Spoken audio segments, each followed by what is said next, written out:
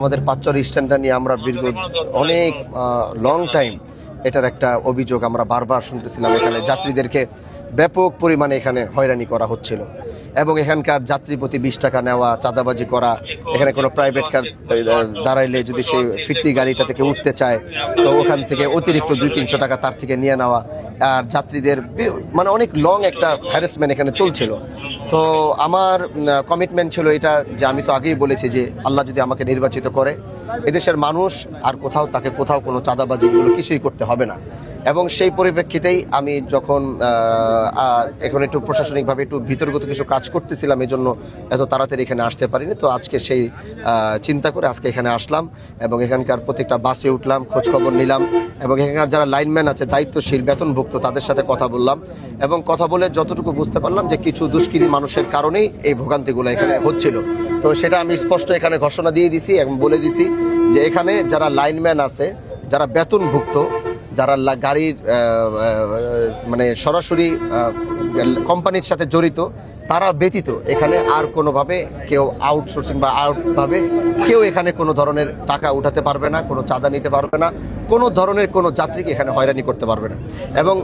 এবং হাইওয়েতে আমরা দেখেছি যে আমাদের এখানে হাইওয়েতে বাস দাঁড়ায়। আমরা জানেন যে এক্সপ্রেসওয়েতে এত রানিং থাকে, একটা গাড়ি দাঁড়ালে আমি নিজেও তো গাড়ি চালাই, দেখি যে এখানে কিন্তু অ্যাক্সিডেন্টের সম্মুখীন হওয়া খুব চান্সেস থাকে।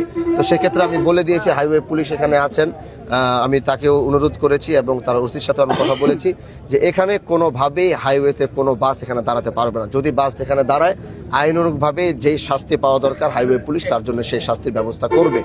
আর তৃতীয় কথাটা হচ্ছে যে আমরা আজকে এখানে ভাড়াটা নির্ধারণ করব, কারণ এখান থেকে ঢাকা, সায়দাবাদ, গুলিস্তান একটা ভাড়া, যদি ওখান থেকে কেউ বাড্ডা যেতে চায়, রামপুরা যেতে আরেকটা ভাড়া, ওখান থেকে উত্তরা যেতে চাইলে আরেকটা ভাড়া। তো আমরা তো এখান থেকে ডিরেক্ট একটা ভাড়া নির্ধারণ করে দিতে পারি না। তো সেই জন্য আমি আজকে লাইনম্যান যারা আছে তাদেরকে রাতে আমি এশার নামাজের পরে, তারাবির পরে তাদেরকে আমার বাসায় ডেকেছি এবং আমরা প্রত্যেকটা ভাড়া রাত্রেবেলা নির্ধারণ করে এখানে বড় বড় করে চারপাশে টাঙিয়ে দেওয়া হবে। যাত্রীরা যেন ওখানে দেখতে পায় যে আমি এখান থেকে যদি এখানে যাই আমার এতটুকু ভাড়া দিতে হবে, বাড়তি কোনো ভাড়া আমার গুনতে হবে না। আর আজকের পর থেকে আশা করি আমি অফিসারকে, আমাদের হাইওয়ে পুলিশ মহোদয়কে আমি বলেছি, তার হচ্ছে কথা বলবো, এখানে আমি চেষ্টা করছি এখানে একজন পুলিশ আমাদের এখান থেকে যাওয়ার পর একজন নিয়োগ দেওয়া, ট্রাফিক একজন দেওয়ার জন্যে, যে এটাকে মোটামুটি সব কিছু গুছানো না হওয়া পর্যন্ত এখানে দায়িত্ব পালন করবে এবং এখানে পর্যবেক্ষণ করবে এবং সেই রিপোর্টগুলো তিনি আমাকে দিবে।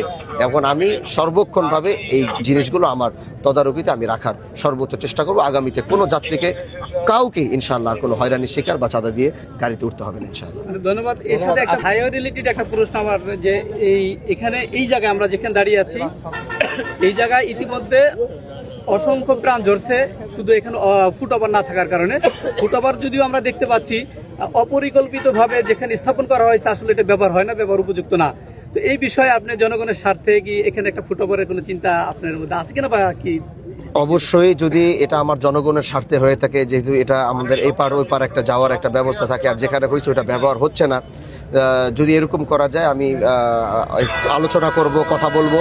যদি সেটা এখানে স্থাপন করা যায় নতুনভাবে, যদি জনগণের স্বার্থে সেটা করতে হয় তো সেটা আমার অবশ্যই করতে হবে। তারপরও যেন কোনো দুর্ঘটনা, অ্যাক্সিডেন্ট যেন না হয়, সেটার জন্য রাষ্ট্রীয়ভাবে যা যা করা দরকার আমার একজন এমপি হিসেবে আমি সেটাই করবো। এটা ইনশাআল্লাহ কোনো সমস্যা হবে না।